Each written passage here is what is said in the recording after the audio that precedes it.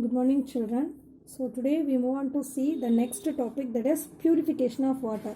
So in the last class we saw about why water is called as it's a universal solvent. What are the reasons behind that and all we saw in the last class. So today we move on to see the next topic, that is purification of water. So what are the sources of water? What are the sources? We can from where we can get water? From seas, oceans, then ponds, lakes, that and all we are getting water, right? From rain itself we are getting water. So these are the sources of water.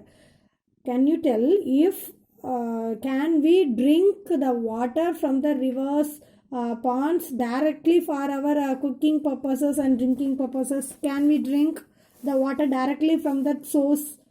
That is from pond, lakes, rivers. Can we drink the water?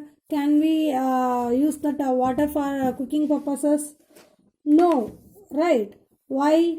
Because it contains microorganisms, some microorganism, that is bacteria, right?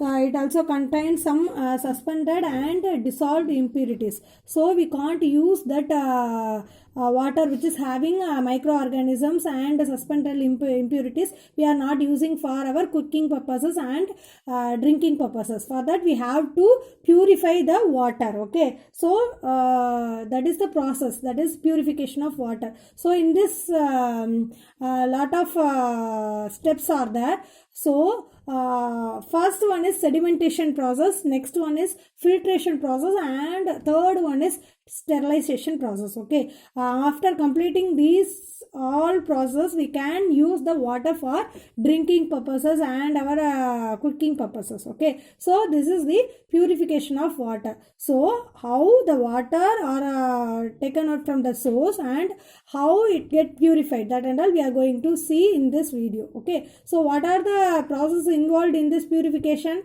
First one is sedimentation, next one is filtration, and third one is sterilization. Okay, so first one is sedimentation process. Okay, for that you have to take book page number 42, one diagram given. Okay, water treatment stages given, you just to take that page. Okay, first step is sedimentation, right?